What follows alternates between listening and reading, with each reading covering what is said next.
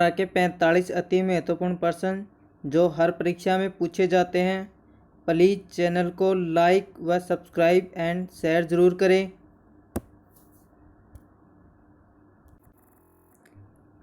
100 वाट का बिजली का बल्ब 10 घंटे जलता है तो 5 रुपये प्रति यूनिट की दर से विद्युत खर्च होगा। ये यहाँ पे दर है।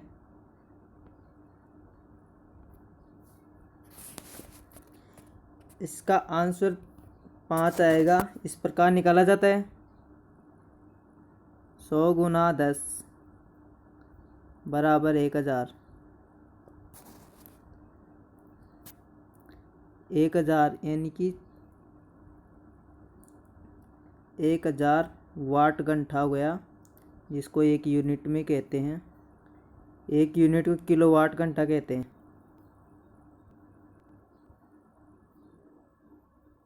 यूनिट, इसलिए एक यूनिट आ गया। एक यूनिट के 5 रुपये हो गए।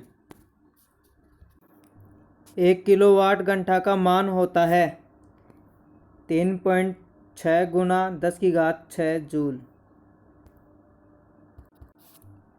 100 वाट के एक बल्ब को 4 घंटे तक स्विच ऑन रखा जाता है।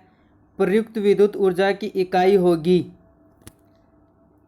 इसके अंदर ये आएगा 4 नंबर का। इस प्रकार आएगा 100 गुना 4 400। 400 में 1000 का भाग, मतलब 0.4 आंसर। इस प्रकार आएगा। यदि 60 वाट का बल्ब प्रतिदिन 5 घंटे प्रयोग किया जाए तो 30 दिन में कितने यूनिट बिजली खर्च होगी? इसमें 9 यूनिट खर्च होगी बिजली। इस प्रकार आएगा। यूनिट की संख्या 60 गुना ये वाट गुना घंटा। घंटा गए 5 और गुना दिन, भाग 1000 का लग जाएगा इसके अंदर। एक यूनिट का होता है तो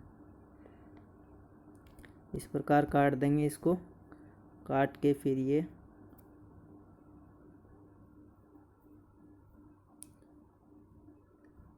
9 यूनिट आ जाएगा। ये और काटना चाहो तो और काट दो। 5 2 बार 2 का दिया 3, ये 9 आ गया। इस प्रकार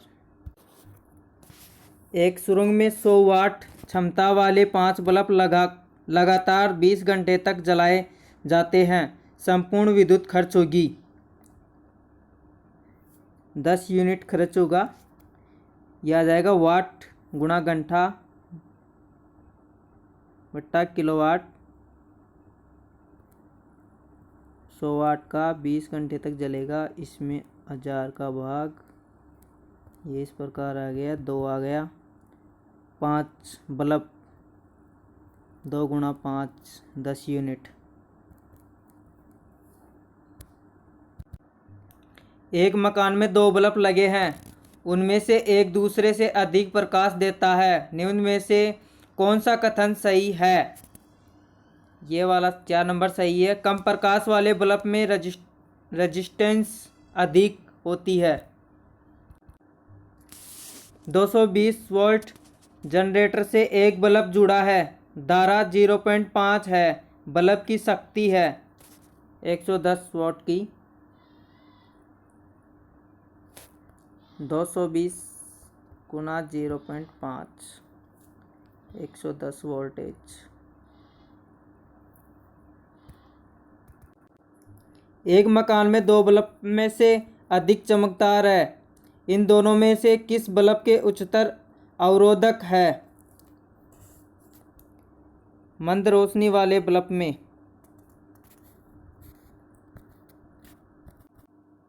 डायनेमो, जिसे बिजली उत्पादन हेतु कथित रूप से प्रयोग में लाते हैं, वह वास्तव में है ऊर्जा का परिवर्तक होता है। इसमें डायनेमो मूल रूप से विद्युत जनरेटर का दूसरा नाम है। आमतौर पर इसका तात्पर्य एक जनित्र या जनरेटर से होता है। जो दिष्ट धारा उत्पन्न करता है। डायनेमो में गुणन करती हुई तारों की कुंडली और चुंबकीय क्षेत्र का उपयोग करके यांत्रिक गुणन की ऊर्जा को फैराडे के नियम के अनुसार दिष्ट धारा में रूपांतरित किया जाता है। विद्युत चुंबकीय प्रेरण पर आधारित युक्ति है। डायनेमो एवं विद्युत मोटर 5 नंबर का। डायनेमो और विद्युत मोटर विद्युत चुंबकीय प्रेरण का आधारित युक्ति है। डायनेमो यांत्रिक ऊर्जा को विद्युत ऊर्जा में परिवर्तित करता है, जबकि विद्युत मोटर विद्युत ऊर्जा को यांत्रिक ऊर्जा में परिवर्तित करती है। डायनेमो परिवर्तित करता है यांत्रिक ऊर्जा को विद्युत ऊर्जा में। डायनेमो विद्युत चुंबकीय प्रेरण द्वारा यांत्रिक ऊर्जा को विद्युत ऊर्जा में परिवर्तित करने वाला उपकरण है। टरबाइन व डायनेमो से बिजली प्राप्त करने में किस ऊर्जा का विद्युत ऊर्जा में परिवर्तित करते हैं? मैकेनिकल ऊर्जा। जब वैद्युतिक ऊर्जा गति में परिवर्तित होती है तब ऊष्मा की कोई हानि नहीं होती। जब विद्युतिक ऊर्जा गति में परिवर्तित होती है तो ऊष्मा की कोई हानि नहीं होती। विद्युत ऊर्जा को यांत्रिक ऊर्जा में बदलने वाली युक्ति है विद्युत मोटर। विद्युत मोटर विद्युत ऊर्जा को यांत्रिक ऊर्जा में बदलती है। इसका कार्य डायनेमो में परिवर्तित होता है। इसमें आर्मेचर कुंडली को चुंबकीय क्षेत्र में रखकर विद्युत धारा प्रवाहित करने पर यह चुंबकीय क्षेत्र में घूमती है, जिससे विभिन्न मशीनें चलाई जाती हैं। ऐसा उपकरण जो रासायनिक ऊर्जा को विद्युत ऊर्जा में परिवर्तित कर दे वह कहलाता है बैटरी। बैटरी द्वारा रासायनिक ऊर्जा को विद्युत ऊर्जा में परिवर्तित किया जाता है। बैटरी कई प्रकार की होती है, किंतु सभी में 3 मूल घटक उपस्थित रहते हैं। वे हैं धनात्मक इलेक्ट्रोड, ऋणात्मक इलेक्ट्रोड तथा इलेक्ट्रोलाइट।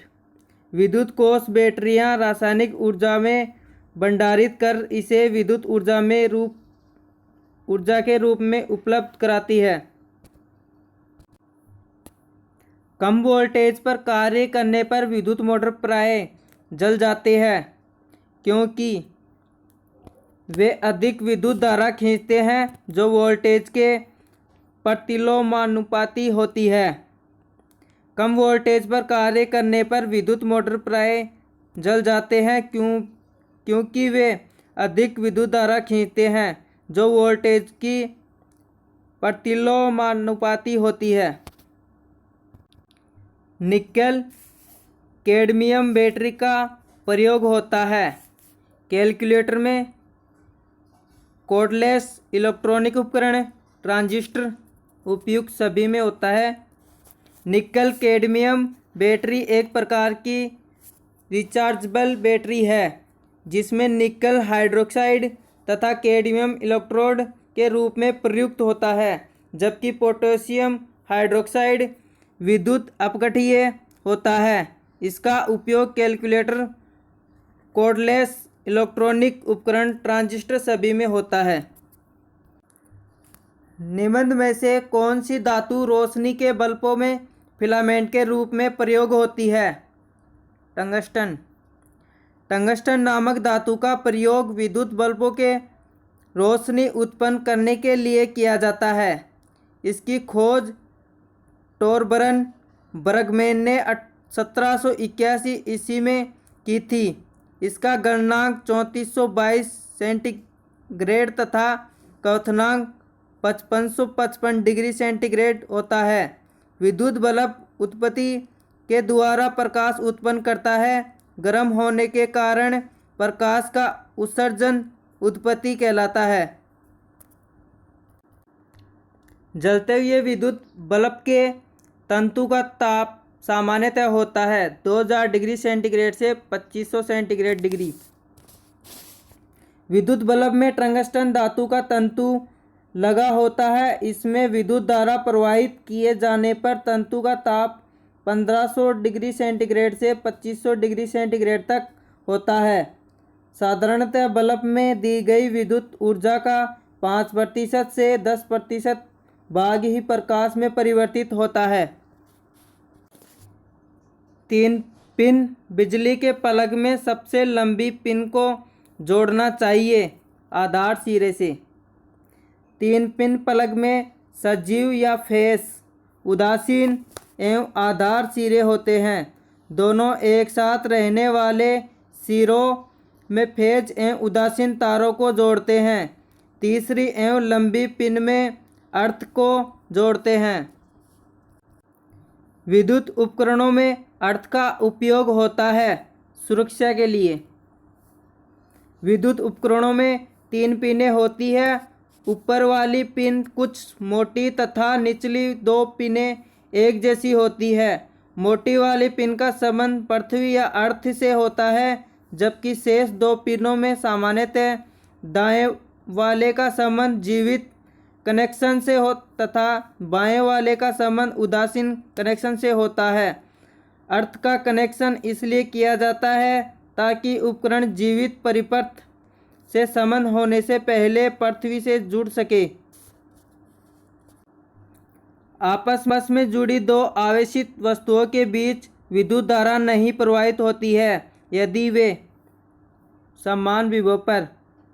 आपस में जुड़ी 2 आवेशित वस्तुओं के बीच विद्युत धारा नहीं प्रवाहित होती है यदि वे समान विभव पर हो, क्योंकि ओम के नियम के अनुसार विभव V धारा I के समानुपाती होता है। अतः यदि विभव समान होगा तो धारा भी समान होगी और धारा प्रवाहित नहीं होगी। सर्वाधिक विद्युत चालकता वाला तत्व क्या है? चांदी। जिन पदार्थों की विद्युत प्रतिरोधकता अति निम्न होती है उन्हें सुचालक के रूप में जाना जाता है। चांदी विद्युत की सर्वोत्तम सुचालक है। सर्वाधिक विद्युत चालकता चांदी की होती है। इसके बाद तांबा, एल्यूमीनियम, लोहा की विद्युत चालकता होती है। मेंज विद्युत प्रवाह में फ्यूज का प्रयोग एक सुरक्षा युक्ति के रूप में होता है। फ्यूज के विषय में निम्नलिखित कथनों में से कौन सा एक सही है? इसका गलनांक निम्न होना आवश्यक है। फ्यूज तार निम्न गलनांक वाले धातु का बना होता है। इसके कारण अधिक विद्युत धारा के प्रवाहित होते ही यह गर्म होकर पिघल जाता है।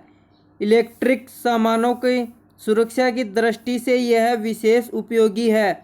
यह विद्युत का ऊष्मीय प्रभाव है। फ्यूज का सिद्धांत है विद्युत ऊष्मीय प्रभाव। फ्यूज में प्रयुक्त होने वाले तार की विशेषता होती है उच्च प्रतिरोधक शक्ति, निम्न गलनांक। फ्यूज में प्रयुक्त होने वाले तार का गलनांक निम्न एवं प्रतिरोध उच्च होता है ताकि वोल्टेज बढ़ाने पर यह फ्यूज तार तुरंत गल जाए, जिससे विद्युत उपकरण नष्ट होने से बच सके। घर की सुरक्षित विद्युत सप्लाई के लिए उपयोग में लाने वाली फ्यूज तार किस धातु की बनी होती है? उसका गलनांक कम होता है, प्रतिरोध अधिक होता है। इसमें 5 नंबर का बन जाएगा 1 व 2 3 आएगा। हेलोजन लैंप का तंतु निम्न की मिश्र धातु का होता है। टंगस्टन एवं सोडियम का। हेलोजन लैंप का तंतु टंगस्टन एवं सोडियम की मिश्र धातु का बना होता है। लैंप के तुरंत तंतु में सोडियम मिला होने के कारण यह पीले रंग के प्रकाश को उत्पन्न करता है। घरेलू विद्युत तार स्थापन मूलतः है समांतर संबंधन में। यदि प्रतिरोधों को इस प्रकार जोड़ा जाए कि हर प्रतिरोध पर विभवांतर समान रहे तो यह प्रतिरोधों का समांतर क्रम संबंधन होता है। न्यूनतम प्रतिरोध प्राप्त करने हेतु घरेलू विद्युत तार स्थापन में मूलतः इस समायोजन का प्रयोग करते हैं। घरेलू विद्युत सप्लाई के दौरान काले रंग का आवरण युक्त तार है उदासीन तार। घरेलू विद्युत सप्लाई हेतु उपयोग में आने वाले तारों को भ्रम की स्थिति से बचने के लिए 3 रंगों में विभक्त किया गया है। लाल रंग का तार सजीव या फेज होता है, काले रंग का तार उदासीन होता है तथा हरे रंग का तार आधार को प्रदर्शित करता है या अर्थ को। मानव शरीर या सूक्ष्म के विद्युत प्रतिरोध के परिमाण की कोटि क्या है? 10⁻⁶ ओम। मानव शरीर के विद्युत प्रतिरोध के परिणाम की कोटि 10⁻⁶ ओम होती है, जबकि मानव शरीर के विद्युत प्रतिरोध के परिमाण की कोटि 10⁻² ओम होती है। सामान्य ट्यूबलाइट में कौन सी गैस होती है? आर्गन के साथ मरकरी वेपर। ट्यूबलाइट में कांच की एक लंबी ट्यूब होती है जिसके अंदर की दीवारों पर फास्फोरस का लेप चढ़ा होता है। ट्यूब के अंदर अक्रिय गैस जैसे आर्गन को कुछ पारे या मरकरी की वाष्प के साथ भर देते हैं। CFL का पूर्ण रूप या पूरा नाम compact fluorescent lamp.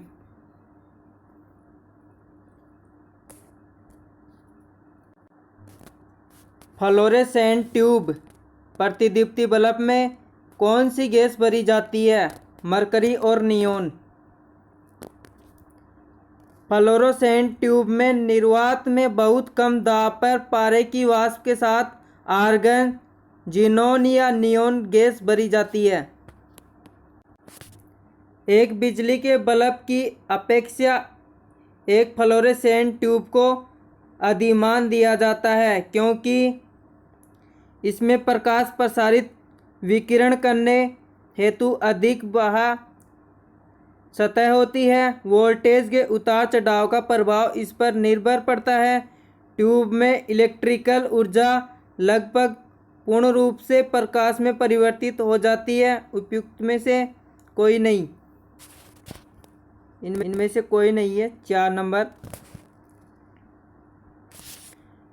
Fluorescent tube बिजली के बल्ब की अपेक्षा विद्युत ऊर्जा का प्रकाश ऊर्जा में परिवर्तित अधिक मात्रा में करती है। 100 वाट का बिजली का बल्ब केवल 5% विद्युत ऊर्जा को प्रकाश ऊर्जा में परिवर्तित करता है, परंतु फ्लोरोसेंट ट्यूब लगभग 22% विद्युत ऊर्जा को प्रकाश ऊर्जा में परिवर्तित करती है। इस प्रकार दिए गए कथनों में से कोई भी सही नहीं है। श्वेत प्रकाश को नली में कैसे पैदा करते हैं? तंतु को गर्म करके। नलिका में भरी आर्गन गैस तथा पारे की वाष्प में विसर्जन प्रारंभ करने के लिए आवश्यक हो जाता है कि दोनों तंतुओं को गर्म किया जाए। जब तंतु गर्म हो जाते हैं तो नली में श्वेत प्रकाश उत्पन्न हो जाता है। प्रतिदीप्ति नलिकाओं के साथ चौक और आसंजित होता है। चौक कुंडली लाइन वोल्टता को बढ़ाती है। 1 नंबर। एक तार में बहती विद्युत धारा एवं विभवांतर प्रत्येक को 2 गुना बढ़ा दिया जाए तो विद्युत शक्ति 4 गुना बढ़ जाएगी। 2 तारों की लंबाइयाँ, व्यास और प्रतिरोधकता सभी 1:2 के अनुपात में है। अगर पतले तार की प्रतिरोध 10 ओम है तो मोटे तार का प्रतिरोध होगा 10 ओम। ये R1 R2 वाला फॉर्मूला लगेगा इसमें। ट्रांसफार्मर प्रयुक्त होते हैं। एसी वोल्टेज का उपचयन या अपचयन करने के लिए। ट्रांसफार्मर का उपयोग प्रत्यावर्ती धारा विभव को ऊंचाई तथा अपचाई करने के लिए करते हैं। एक ट्रांसफार्मर में दो कुंडली होती है, पहली प्राथमिक कुंडली, दूसरी द्वितीयक कुंडली। प्रत्यावर्ती धारा प्राथमिक कुंडली से प्रवाहित होती है, जिससे द्वितीय कुंडली में विभव होता है। ट्रांसफार्मर का उपयोग निम्नलिखित में से किस उद्देश्य से होता है? प्रत्यावर्ती धारा विभव को ऊंचाई अथवा अपचाई करने के लिए। मोबाइल चार्जर होता है एक अपचाई ट्रांसफार्मर। मोबाइल फोन चार्जर में अपचाई ट्रांसफार्मर का प्रयोग किया जाता है। अपचाई ट्रांसफार्मर वोल्टेज को घटाने का काम करता है।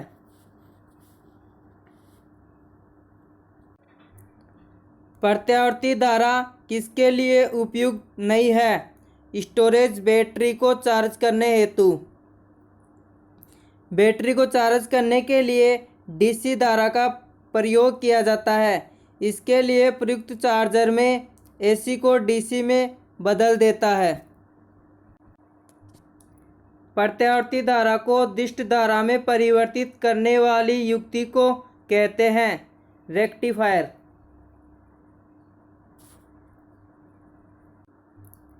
पृथ्वी के चुंबकीय क्षेत्र का कारण है भूकरोड़ के अंदर की चक्राकार धाराएं। भूकरोड़ के अंदर की चक्राकार धाराओं के कारण ही पृथ्वी के चुंबकीय क्षेत्र का निर्माण होता है। इसी को भूचुंबकीय क्षेत्र भी कहते हैं।